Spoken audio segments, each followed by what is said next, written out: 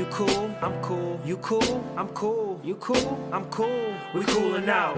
You cool, I'm cool. You cool, I'm cool. You cool, I'm cool. We coolin' out. Yo, welcome back to Coolin' Out. We are back another week, bro. We're back. We got a special guest this week. Good friend, actually. Ain't seen you in years, though, man. For real. Went to college with us. Got the boy Lovel James in the building. Yes, What's sir, up, yes, man? Sir. I actually dropped the James, it's just Lovel right My now. bad. my bad. You see, that's how you know you know. That's how you know you know a nigga. I knew you had. Yeah, you know, it's RT bag. Yeah, he's like, nah, nigga. Listen, my name's Lovel. Yeah. It's like Prince. Yeah, okay. My bad. You gotta shoot for the stars. Man, you gotta land on the cloud. Yeah. All right, man. What's up, man? How you been? Working. Working? Tired. Can't complain though. I'd rather be busy than broke. I'd rather be busy than bored. So. What you been working on? Why you so tired? So I'm an audio engineer. I'm an R&B singer, songwriter. So I've just been doing TV and film work, sessions, performances, all of that stuff. And it's Fashion Week right now, so I've been at hella Fashion Week events. So it's been crazy. You into fashion like that? Being from Harlem, like everybody in Harlem is like into fashion, but we not like into like Fashion Week fashion. But like, my publicist was like, yo, I need you to be here and here and here. So I'm like, all right, cool. And Got you. I didn't even know it was Fashion Week. That's yeah. You see my life? Our publicist ain't tell us. I'm button ups and slacks. I'm like, oh, it's Fashion Week? Cool. Listen, I wouldn't know either unless if I didn't have management and like a publicist and all that stuff. Gotcha. So, I mean, I knew you way back when. Way back like, when, what, yeah. 2010 maybe? From the first project. Yeah, from the first project. When you was, but she said I was. That shit, yo, I remember. Too much. Yeah, too much, yo. Yeah, that was my joint. That shit hit me hard, yup. Some chick told me I was too much. I was like, bitch. Then the whole summer I was listening to that shit. Where did I go wrong? You should have sent that to her like, you're. She knew the song. Oh, man. But so let's talk about like, your origins. You're from Harlem. Yeah, I mean, I'm from Harlem. Both my parents are like super creative, so they were like hella supportive of me doing music. And then like they were just like, yo, don't be broke out here. Like, so I was like, all right, I'm not gonna be broke. Like real shit. Like it wasn't nothing crazy. It wasn't like, oh, you need to be a lawyer, you need to be a doctor, you need to be anything like that. I mean, and all power to every lawyer and doctor and all that shit. But they were just like, yo, don't be broke. Like, yeah, no, I mean, that's good that your parents support you because most artists and creators, their parents don't. yeah. It's like, yo, you got to be this, that, or the third. And that kills people's creativity because, like, from youth, you're told you have to, like, pick these certain careers and that's all you really have. Yeah, and I mean, my mom, she's like a painter. So she couldn't really say shit. Like, she's like you paint. Like, and then my dad's just like a jazz connoisseur. Like, if you go in his crib, there's like walls of like records that some he hasn't even opened. So, Gotcha. they That's both good. like, They get it at least. yeah. So it's cool. I mean, I know what really broke it for them was when they saw like my name and I did the Best Man Holiday, and then we went to see it, and they saw my name in the credits. My dad was like, okay, Nice. all right, I'm not gonna say shit to this nigga no more. So I was I know what he's doing. That's the best man holiday right there. Yeah, he bought the shit. He was like, you can sign this for me. I was like, nigga. He gonna sell that shit in a couple of years. That's I a would fact. too. But, oh yeah. Nah, shit felt good though. He was Like, proud as hell. Nah, that's dope, man. Yeah, that's what's up. So as far as like, making music, your beginning, your origins, like when did you first find out like you could sing? Like what was that first experience like? It's the cliche church story. Like we a church raised family, so like I was 5 years old, just like singing like this little light of mine, like singing like just the church shit, And then one day my mom was like, no, my brother and my sister, I'm the youngest. My brother and my sister, they both write. So like, Write music? My sister sang too, and she wrote songs. And my brother wrote raps. And me and my brother shared a room. So like, he was always like, I don't want you to curse, and then I don't want you, but he always cursed like OD, like in his raps and shit. So I was like, I'm finding his rap book, bro. So like one day I tore that whole room apart and found his fucking rap book, and I was like, yo, this shit lit. Yeah. Then he was like tight, but I was like, whatever, I don't care. I found the book. Yeah. So ever since I saw that, I was like, nah, bro, I gotta write. And then my mom was like, she saw that I was interested in all that shit, so she was like, yo, I don't want you to have to pay for studio time. So then after that, she was like, yo, make sure you learn how to do everything. And that's why I became an engineer and then a producer and then a writer and all that stuff. Got you. How long does that all take? Like, Shit. none of that A sounds long easy. time. Yeah. I mean, it's the way, like, I'll say growth with any creative. So, like, growth with anything that's not creative, I feel like it's, like, just, like, a diagonal. Whereas, like, growth with creatives, it's kind of like you're here, and then one day you wake up, and you're here. And then one day you wake up, and you're here. So that's why it's, like, discouraging for a lot of people. Got you. Because you feel like you suck for a long time. Like, you don't see no improvement. And then one day, you're like, oh, this shit kind of fire. And then, like, after a while, like, so. Got you. A long time. Well, how do you see you're getting a grasp of these respective things? Like your writing, audio engineering. How do you know you get a grasp? So the reason why I love all art is because it invokes some kind of emotion. Like, it makes you feel something. Like, you hear a song, like how you said, too much, that, like, it invokes some kind of emotion. Like you feel something physically. So, like, even if, like, a guitar player plays the right chord, you're like, oh, that shit was fire. You don't have to know anything about music to be like, that shit was fire. So it's the same kind of idea. When you writing some shit and you're like, yo, like, you feel like, damn, I feel that, like, you know. So that's kind of just how you gauge it. And then people's response, you know, if people fuck with it, then it's like, after a while, you know. So is most of this stuff, like the singing, the writing, the audio engineer, is that more like self-taught correction, or did you like go to school for these things? I would say 100% self-taught in my young days. Yeah. Like, I was just sitting on. Yeah, I remember you in Hollis, yeah, man. I was up in Hollis. Yo. At the studio upstairs, man. Shout out Hollis. What was my 502? Yeah, shout out Hollis 502, Sweet 502, whatever. But yeah, like I was just up in the studio, like just my room, just making stuff and just doing it and failing and then succeeding and then just failing and succeeding and fixing things. And after a while, the successes started to outweigh the failures, and that's how that happened. How do you weigh successes and failures? You're talking to a non-creative. I'm not an artist. So how do you weigh as an audio producer making your own music? What are you looking for? For me, like, I'm not good at, like, failure. I'm not good at, like, doing something and not being satisfied. Okay. So I'll sit and I'll make a beat and I'll be like, all right, that was trash. You just know it's I'll make not another there. beat and I'll be like, that was trash. Okay. I'll make another beat and that was trash. And then, like, out of like 5 or 6 beats, you make one, you're like, all right, that kind of bop a little bit. I like that a little bit. And then as the days progress, as the weeks progress, when instead of like 5 joints being trash and 1 being good, you got maybe like 2 trash ones and 4 One good. more lining up. Yeah. Gotcha. And then, like, after a while, it's like, all right, I just made like a day of like heat, and then you're good. It's the same with writing and all of that stuff. Got you. So as far as your sound, what would you classify your sound as? I don't even know, bro. I don't like to say. I'm like Vel, like. Gotcha. You know, I want people to, like, you know how people make type beats on YouTube. I want like a day to come where like niggas type Vel type beat and like, and then that comes up, because I don't want to say I'm like this guy or that guy. I want to be me, and then people want to like adopt my sound into their sound. So. Got you. So I'm assuming you produce most of your own work, or? I co-produce, and I'm gonna tell you why. Okay. I like my ear musically. I like what I do, but I feel like there comes growth in collaboration with all creatives. So like everything I do, I co-produce. Recently, I've been getting like a lot of foreign love. I had like these producers. Shout out SK Beats. These producers, SK Beats, that just hollered at me from France, and like straight from, like, they didn't even speak English that well, but they were like, "Yo, we got these beats for you, and they're fire.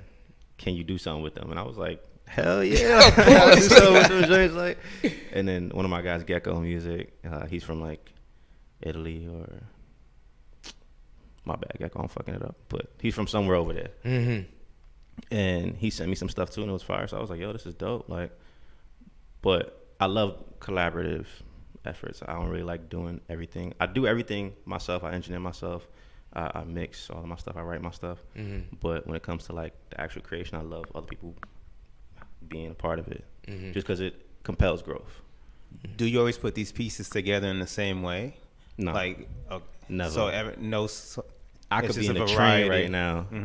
I do this all the time. I'll be in a train, and like somebody will walk by me, or like some nigga be fighting with his girl, and I'll be like, damn, what all right, that's a song. And I like take out my voice memo and just like sing like a melody or sing like a concept. And then people look at me like I'm crazy, but I don't care. Like, so that's like one way. But then sometimes I'll be like, yo, let me book some time out for me. And then me and my guy will go in the studio, and I'll just go and freestyle over some beats and just like, or like sometimes I'll just sit and produce them. And then like there's just so many different ways. Like, that concept was like a real like 90s R&B music video.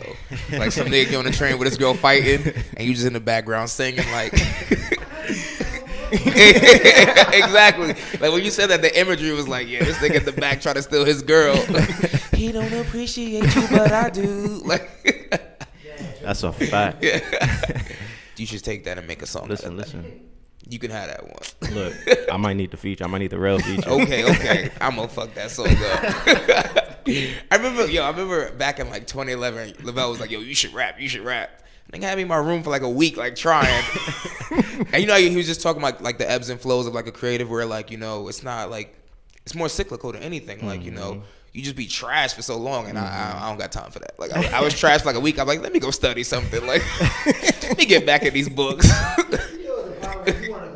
Yeah, I was like, let me hit the library up. This ain't for me. Like, No, that's a fact. I'm good for that though. Like if I see something in somebody, I'll be like, yo, you should do that shit. And like I'll have you like really, really compelled, like really, really like encouraged. Like, yeah, he did. We were in Brooklyn actually. We were shooting that. I forgot what song that was. Oh, with Green, yeah. Green. Yeah. Like this. Yeah, like this. And I mean, he was like, yo, you should rap. And I'm like, maybe I should rap. And that was when you was like just like getting into yeah. you was like, she was man. That sat with me for like a week, and I was like, nah, let me finish studying my LSAT. Oh man. So as far as like progression in your music, like, do you hear progression in your sound like from project to project? Is it something that comes to you naturally, or is it more so like having a trusted team of people around you telling you like, hey, you know, you should grow in this area or you should grow in that area? I can't do that. I can't have nobody tell me anything. Okay. Yeah, like ask him if I'm in the studio and there's too many people in the studio. I might lay some melodies down, and then I'll just kind of leave the booth and start drinking and like just chilling with people. Yeah. Because like I don't like too much energy, too many vibes with people that I don't really know creatively. Like I like to just sit and let whatever come. And if I'm stuck, recently I just been traveling these past couple of years. I love traveling. So like even just being I'm about to go to Brazil next week. Dope. So like I'm probably gonna come back with like 14 song ideas, like already just stamped. I thought you were about to say 14 kids, but Oh nah, 14 songs. That boy focused on his business. All right. Yeah, we not going out there. Yeah. All right. Cool. So, do you think? Speaking of traveling, though, do you think traveling has like enhanced your music? Like 100%. In what sense do you think? Just culture. You get influenced by so many different cultures. Like you could see it on my last project that I dropped. We have like samba influence, then I have like Jamaican influence, and I have like you could tell that because I don't like when people just try and like what's it called, like a culture vulture. I don't like people like trying to just jump onto something because it's the wave. I like to actually do some kind of research and study and feel like it's a part of me, because all of my music is a part of me. So if I'm rocking with a samba record, it's because it came from like a genuine place. Like I might have been in Brazil where like they're super samba heavy, and like that song's probably like put together, or the concept's probably put together out there. Or like if I'm writing a record that has like a Jamaican vibe or like a dancehall kind of vibe, it's probably influenced by experiences I had out there and things like that. So like, yeah, traveling definitely helps, and it clears my mind. You know, definitely travel. That shit is love. Yeah. What was the name of that? Oh, sorry, I didn't cut you off. But what was the name of that last project? Just so people. Oh, Passenger. It's out everywhere. Spotify, Apple Music. Shameless plug. Passenger. Plug away. Nah, plug away. That's why I was like, tell them what it's called. Yeah, it dropped June 12th. All in all, on Spotify, it almost has 500,000 hits, which is amazing. Like, I appreciate everybody for showing love. Sheesh. And we just dropped a video for the single, Ready. Check that out too. It's doing well. I think that has like 100,000 hits or something like that. So, Sheesh. yeah, maybe like 150. So yeah, we working. I'm going out to Jamaica, so there's There's gonna be a lot of influence for my next project. Okay. Magic. Yeah. Nice. Now I was gonna say, like, since we graduated, well, especially since we graduated, like, I've just been watching you from afar, and I've just noticed your profile has grown and grown. Like, I'll just be checking. You have a new project. You have a higher following. Your projects are doing better. I see you on a Fetty Wap feature, and I'm like, you know, just fill me in over these last like 5 years, not the whole 5 years, but couple moments or steps you think that have really helped with your growth as an artist. Well, you mentioned one big one, the WAP situation. We released that record in like 2015 or something like that. And that was just legit off of, so engineering, if you're like a good engineer, or if you're good at anything you do, people are going to refer you and like, so I just take pride in being, or doing everything that I do. Like I don't halfway anything I do. So like if I engineer for anybody, I'll do it to the fullest. So somehow, like, you know, people I knew and people that he knew, it just kind of like correlated like that. And my guy was like, "Are you trying to go out to the studio out there?" And I was like, "Cool." And they were out in Jersey, out in like Clifton or something like that. I was like, "Cool, whatever." Like I like Trap Queen. It was like when Trap Queen had like 1 million hits. Oh, I know. Yeah, so it was like super. It wasn't like where he is now, but he was still like on the bubble. So I had a record that my producer, or like my production partner, my dude Lee, shout out Juice Lee, that's a fire producer, but he was in the studio we had on 42nd Street, on 44th Street, and I came in the studio, I heard him working on some shit that was bumping through the wall, and I was like, oh, that shit me.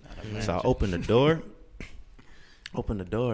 I'm like, yo, he stopped playing it. And I was like, yo, what is that? He was like, nah, I'm gonna trash it. I was like, bro, if you trash, I'm gonna fight you. Like, if you trash that, I'm gonna fight you. Like, do not trash that.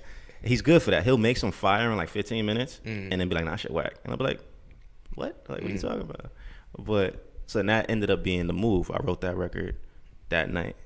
And then I brought that out to Clifton, and then Watt fucked with it. And he laid his shit on it. And I was like, oh, this is fire. Yeah. I like this.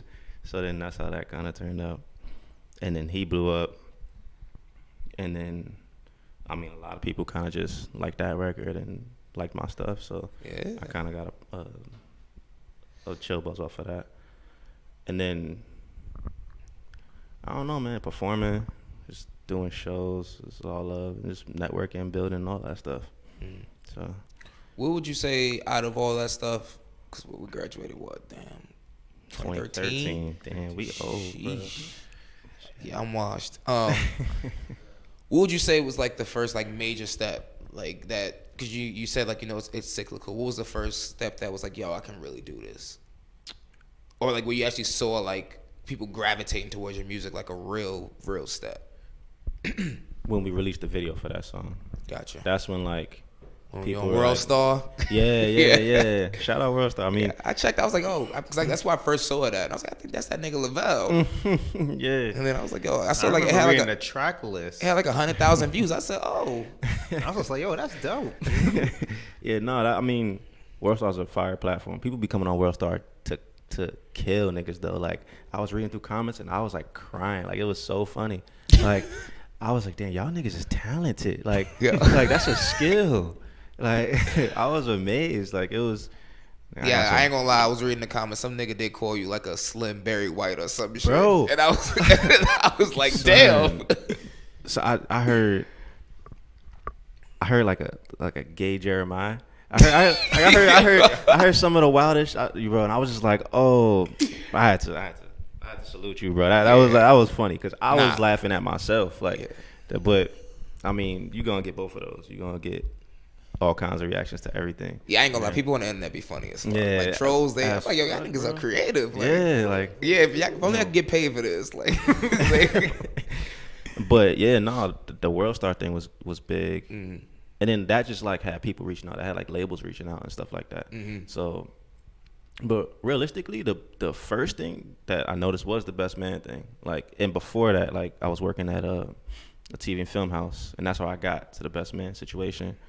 And when I just saw like, I was an intern there, and I interned for a little bit, and one of the interns like fucked up a session, and they were like, "Who else knows how to record?" I was like, I got you. Like I could do this. And he was like, all right, hop on. Then ever since then, that client only came to me.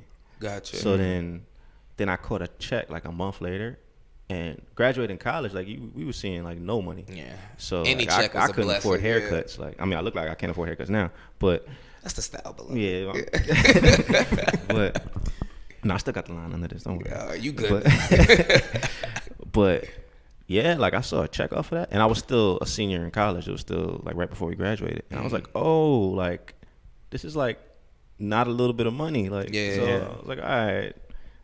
Going out of college, I was, you know how you're supposed to have a job coming out of college and all that shit. I was like, all right, cool. I'm gonna do that for as long as I can do that, and then it starts to just kind of build on itself.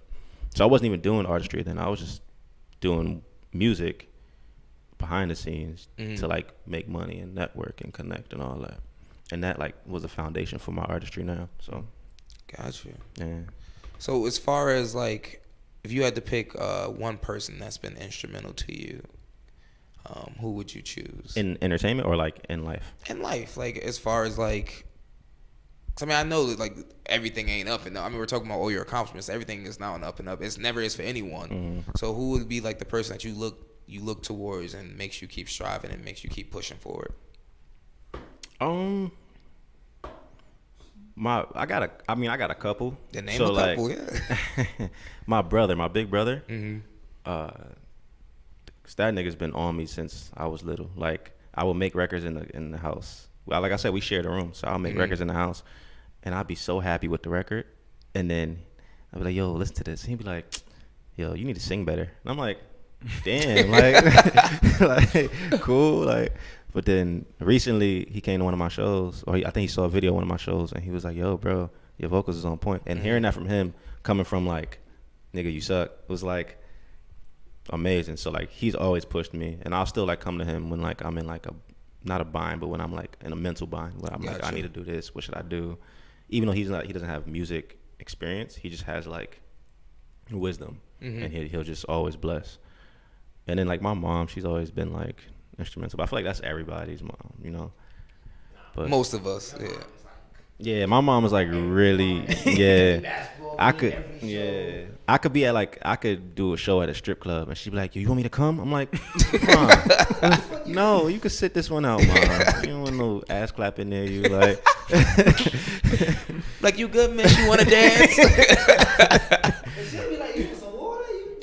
Yo, for real, my mom from Georgia, my mom from the South. So like, when I was holding sessions in the crib, she was like downstairs, like, "Dang, this nigga's in here. I need to make some chicken. I need to make some like mac and cheese." And I was like, so people would come to my crib just because she would finesse food while they was recording. Like, it was love. But yeah, definitely my mom. Gotcha. But there's a lot of people that just like, it's too many to like name. But those are like two that are like up there. Gotcha. What about in entertainment? In entertainment, of course, my guy Nick Wiz. He's like a hip hop producer. He did like Rakim, Cellar Dwellers, like all that stuff. He's like, if I had any kind of situation, I call him and he'll make me feel 100% better about it. Gotcha. Like, so like that's like he's like my uncle, but my brother. Like he's like everything. Like he hold me down all the time. And yeah, that's my homie. Like everybody else in the industry, you know, I'm super cordial and super nice. I don't get real close with a lot of people. That's like my guy. So Gotcha. Yeah. So you mentioned, you know, you got a couple of label offers, things of that nature. Turning those down, was that like a conscious decision? Yeah. Like, you know, I don't want to get too much into your business, but was that like more like a choice to remain independent? And if so, why? Well, I'm not like, I love being independent. I love having all the control in my situation. But I'm not opposed to like signing with a label if it's the right situation. For those, it just wasn't the right situation. Like it was either they wanted something that I wasn't willing to give, or, you know, I mean, that's how it always is. It's like if someone offer you a job that, Don't be letting these niggas get you in no 360. man. yeah. But you know what? I mean, the right 360 could be right for the right artist. So I'm not gonna like knock it. Explain how. So the way I look at deals is, it's just like the way I look at jobs.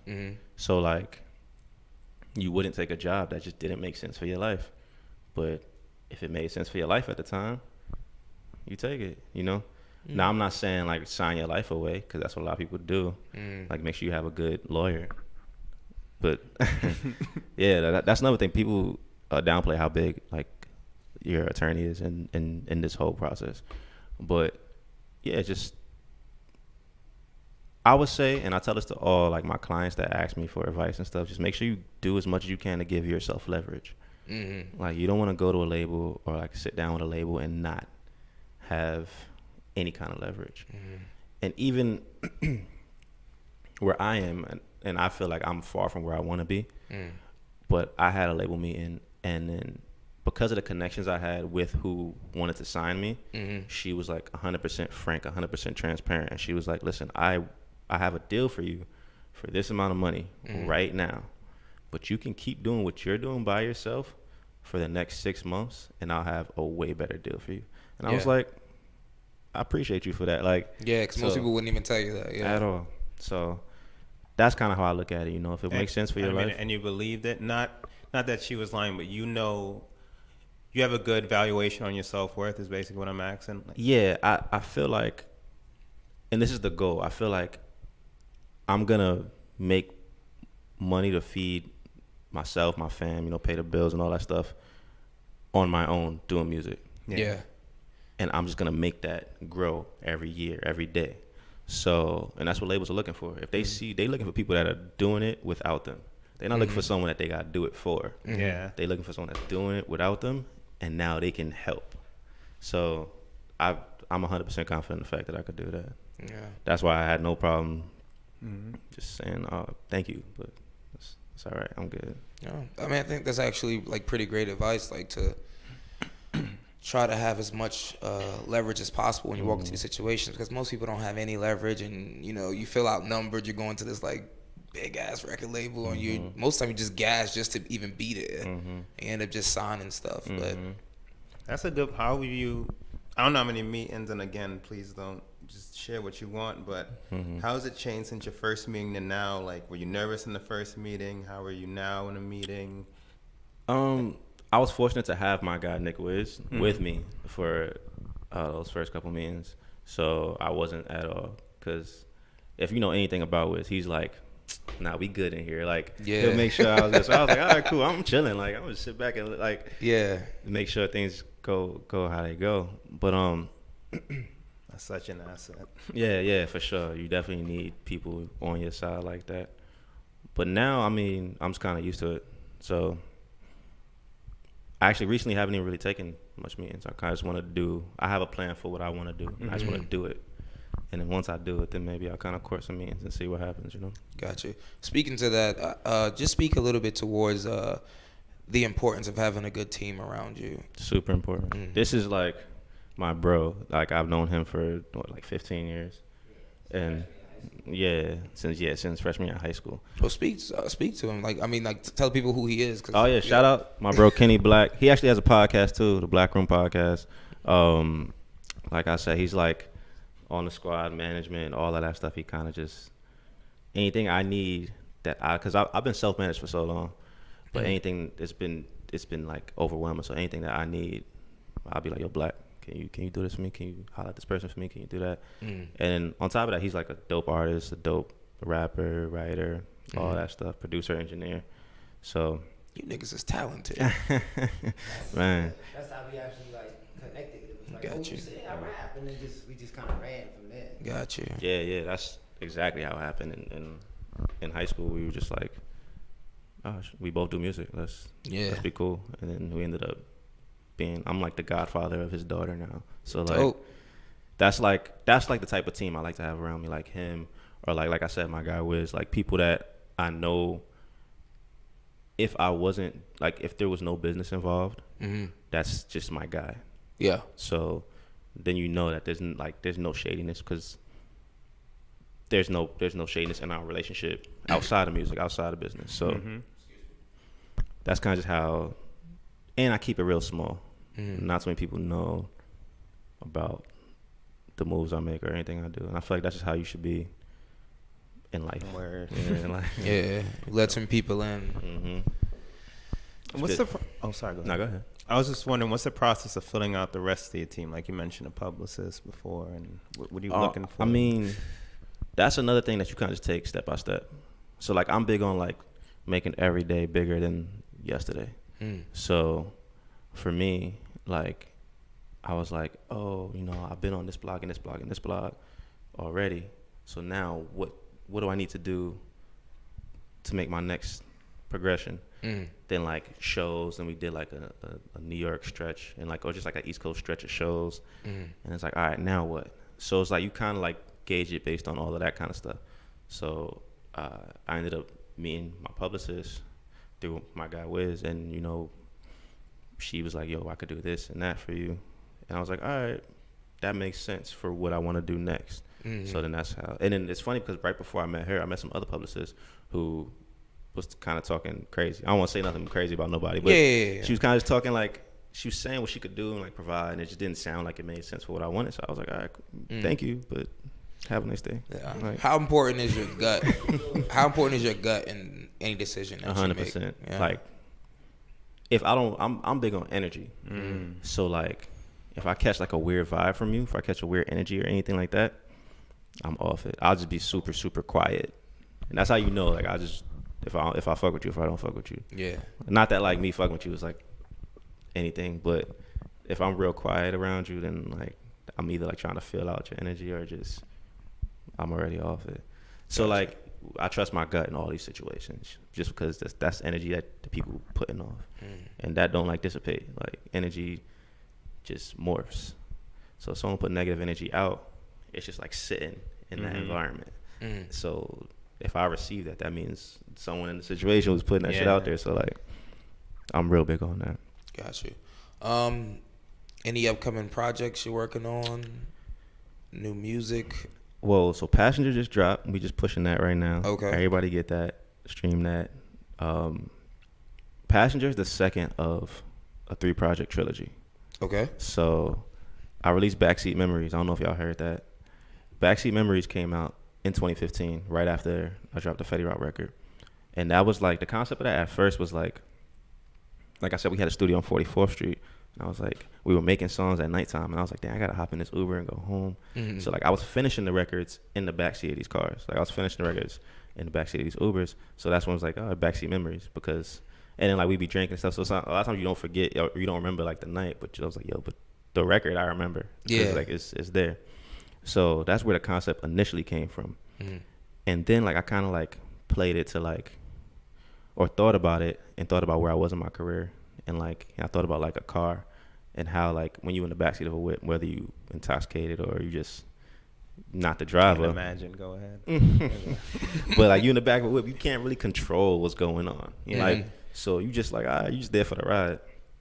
So that project came out and it did all right. It got like a Hot 97 feature and all that stuff, which is super cool. That's dope. And like that's dope for me being from New York, because I was like, yo, Hot 97 show love. That's like I listen to Hot 97 every damn day. So like, so the Passenger is the second installment, and I kind of like looked at it in two ways.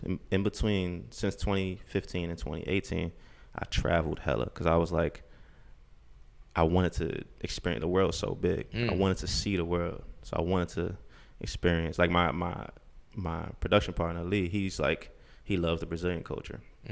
So like he went as far as like learning Portuguese. Like he's fluent. Damn. Yeah, like that's dedication. Yeah, wow. like he's fluent. Wow. And so we went out to Brazil together, and then like I went to Jamaica with my boy here, and like I just wanted to travel and see the world.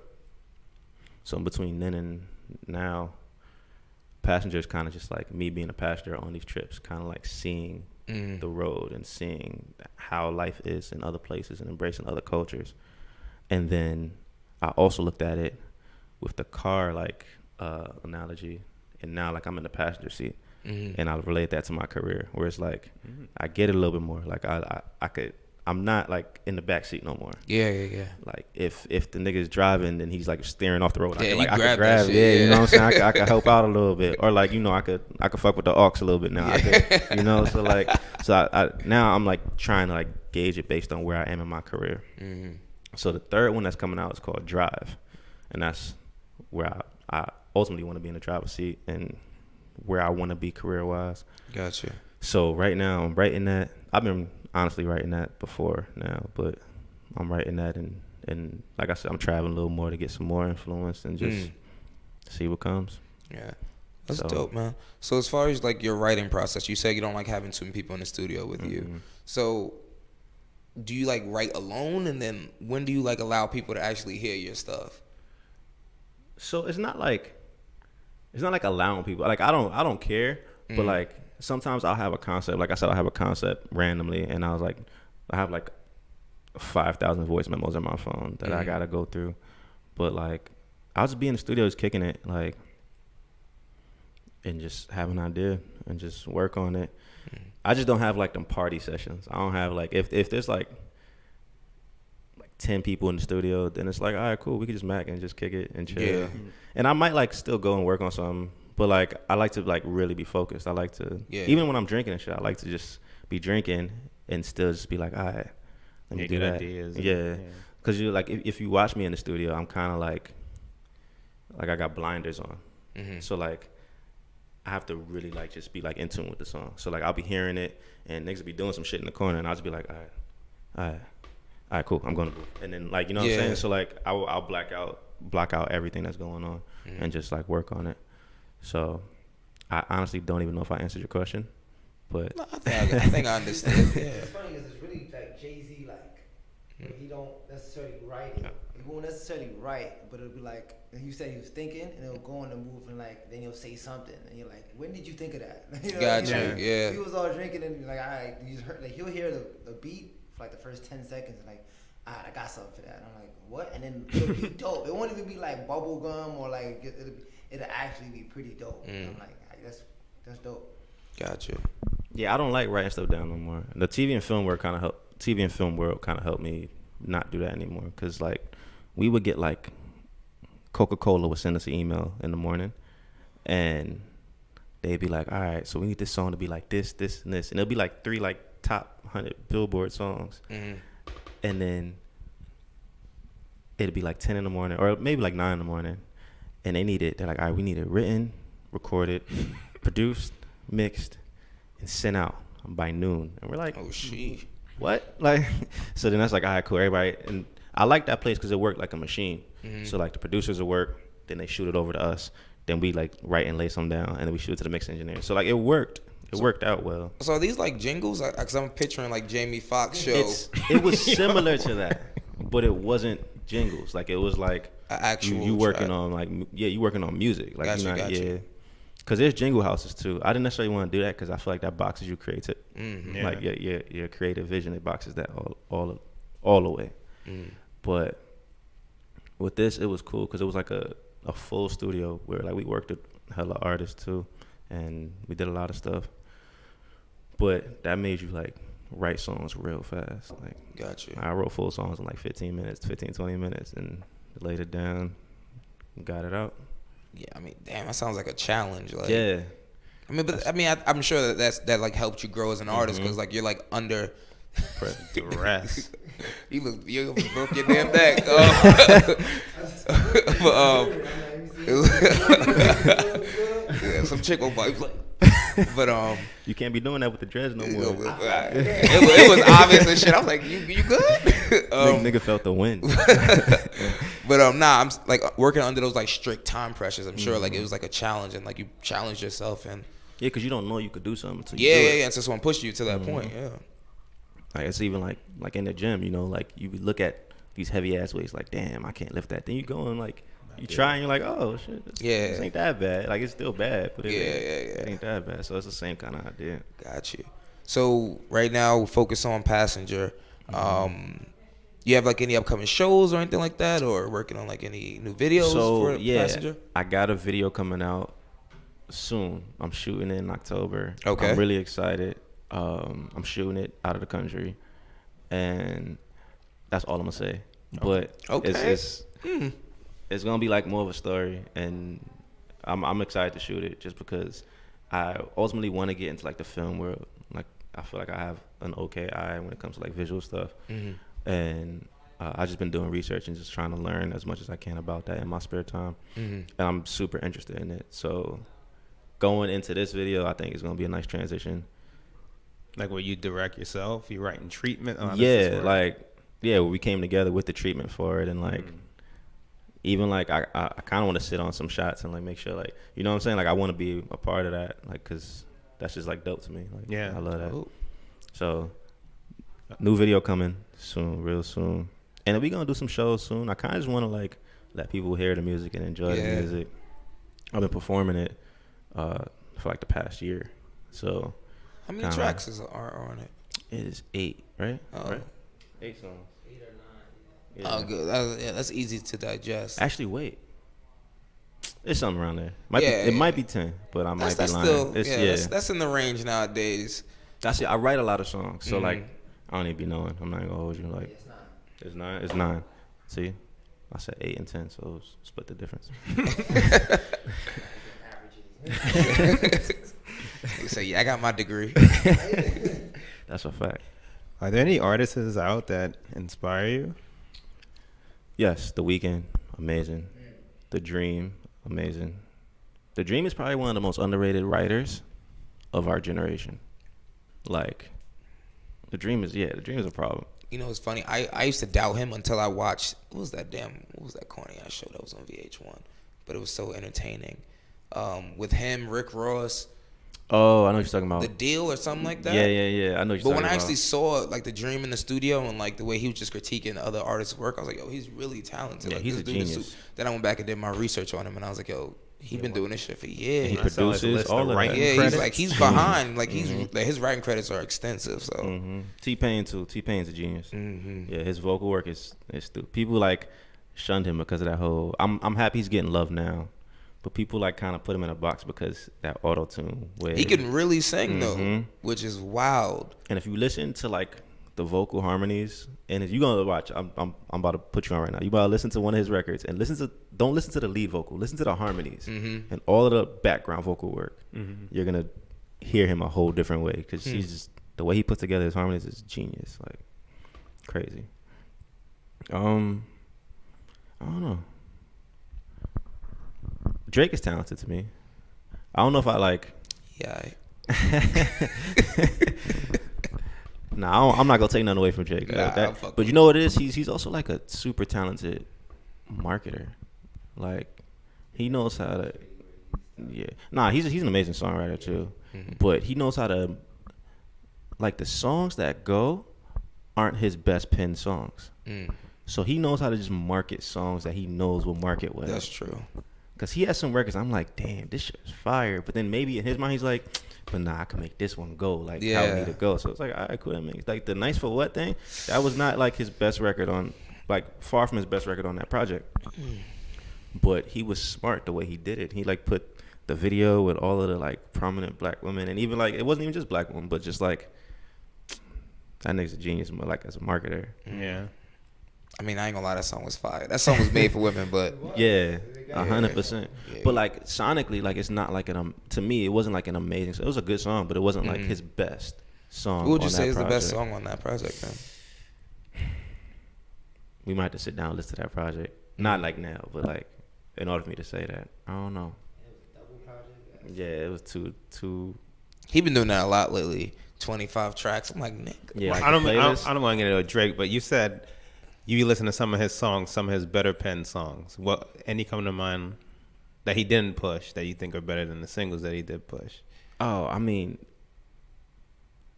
nothing was the same. He has like a whole bunch of records that like, that might not have went marketing wise, but he knew which ones would have went marketing wise, Yeah. and they were clearly not. And that's how that's how a lot of industry is, where you kind of like you push the records that you need to push, but the way he be pushing them is so smart. Like, Yeah. like you could tell he really, really fine tuned. I'm glad we took it there because I wanted to ask you that. How do you find the balance between making music that you want to make versus making music that's marketable or that people want to hear? So for me as an artist, there's no balance. I wouldn't make music just for people. Like I wouldn't make music just to make music that people wanted to hear. I would make the music I wanted to make and hope what I wanted to make is what they want to hear. You know? So if they don't want to hear it, then then that's on me, you know. But That's not true, because you can't be a broke nigga. Your mom already told you that. but listen, I mean, you know, I'll fuck with you. there's so many other ways out here. But now, Yeah. like, I just I wouldn't have started making music if I didn't think people would have been receptive to it. I wouldn't have. When I write records, I'm like, dang, I feel like people would feel this. Like, not saying I'm doing it for them to feel it, but I'm saying, like, I try. And one thing I liked about The Dream is that he knows how to write. He knows how to say things in a way that you think it, but don't know how to say.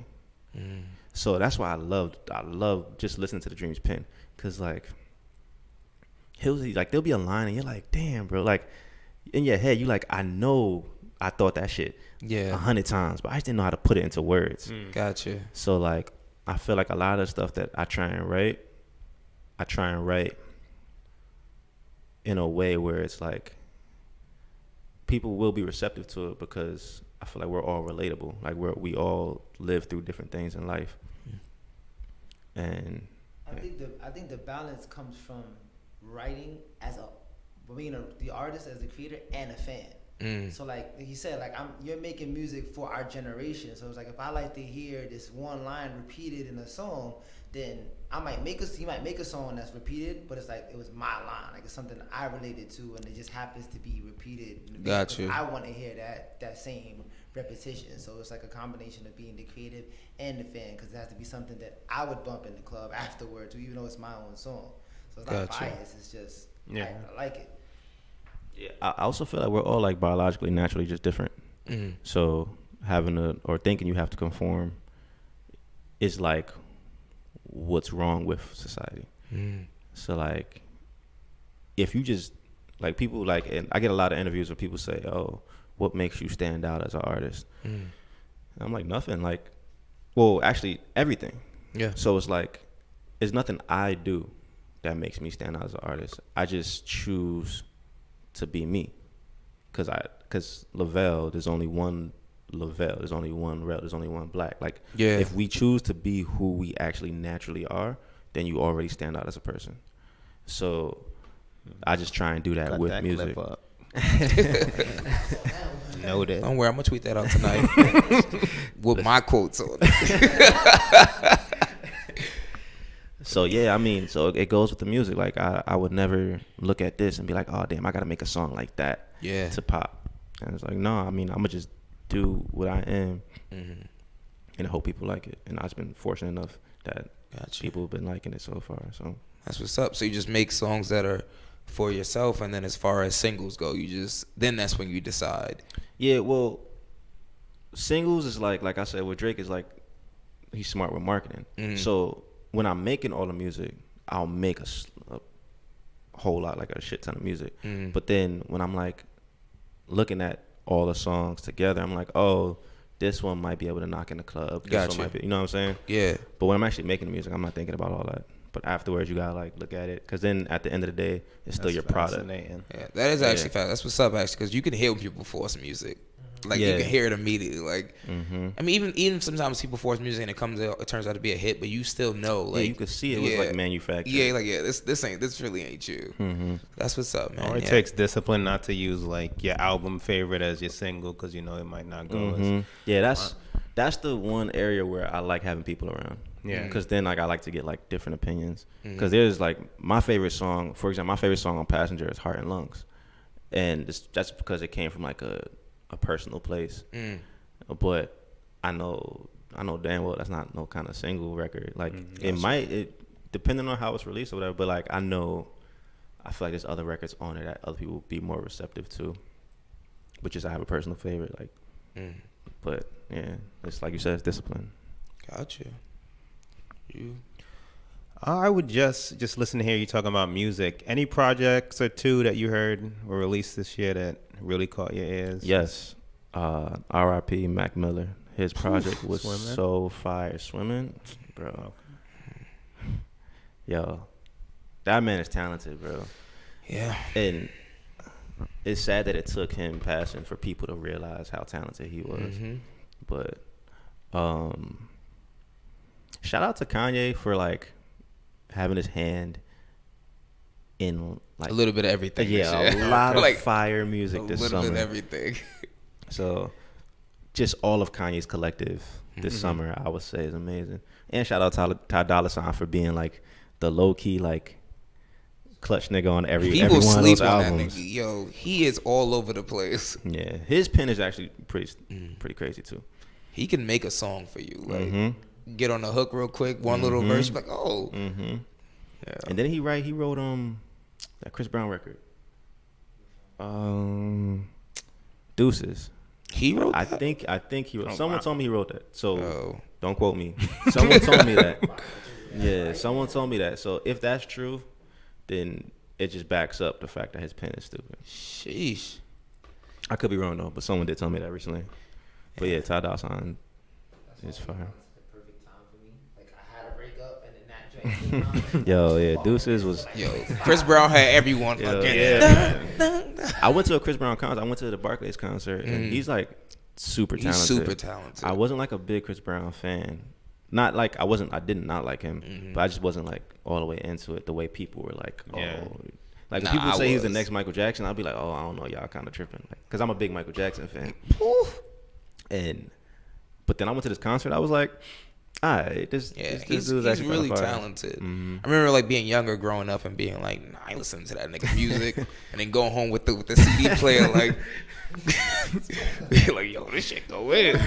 Yo, tell me, fellas, have you seen her? I said, oh, yeah, man. Been out for a while. And he has so many hits. Like I realized that in the concert where like his set was like, it felt like 3 different sets. It felt like he did like 10 songs from this era, 10 songs from another one, and then like 5 of his old joints. I was like, damn, bro, you have mad songs, Yeah. and they were all hits. I was like, dang, this was like, And he's young. He only like what, a year or two older than us, maybe, if that. Yeah, only a few of this generation got more hits than that. Like Drake. But yeah. And look at who you name, like, so Sheesh. yeah. I mean, Any parting words for the people? yeah. Make sure you plug away. Listen. Tell them where to find you, all that good stuff. I appreciate y'all for having me. Of course, Well, man. thank you for taking the time. I'm not gonna cut you, but thank you. You big money course. now. Come out here, Listen, chilling with us little common folk. Listen, we all common folk till we not. Like, shit. That's true. But yeah, I mean, just holler at me on the gram. I write songs, all spelled right. I write songs. Twitter, it's Lovel Music. ITSLOVEL Music. SoundCloud's the same thing. Facebook's the same thing. Just check out Passenger. It's on Spotify, iTunes, Apple Music, Amazon, Google Play, Deezer, all of that shit. So You want title? we are on Tidal. There yes. you go. Yeah. So get it everywhere. Gotcha. Yeah. All right. Yeah, man. Y'all make sure y'all check out Passenger. He already said it's everywhere. The boy is uber talented. I've seen his growth over the years. It's good to see, man. Yeah, it's Keep really going. good. Yeah, Keep man. It's grinding, good to Appreciate see it. someone's growth. Remember you was recording in the dorm, man. Y'all Yeah. here making moves. That's what's up for us. So y'all make sure y'all check out Passenger. I write songs on IG. It's Lovel Music on Twitter. Passenger's available everywhere. Y'all check that out. As always, thank you for listening to the podcast. Make sure y'all rate, share, subscribe. Y'all know where to find us. Y'all know what to do already. Y'all share that shit. Spread the love with the world. We'll keep doing this for you guys. Coming up on the 2-year anniversary soon. Hey. Got the 100th episode. What episode is this? 96? Or 97. We on 100 soon. Creeping on 100. So yeah, I mean we wouldn't even do this if it wasn't for you guys. So thanks for all the love and the support. Until next time, it's cooling out. Stay cool. You cool, I'm cool. You cool, I'm cool. You cool, I'm cool. We coolin' out. You cool, I'm cool. You cool, I'm cool. You cool, I'm cool. We coolin' out.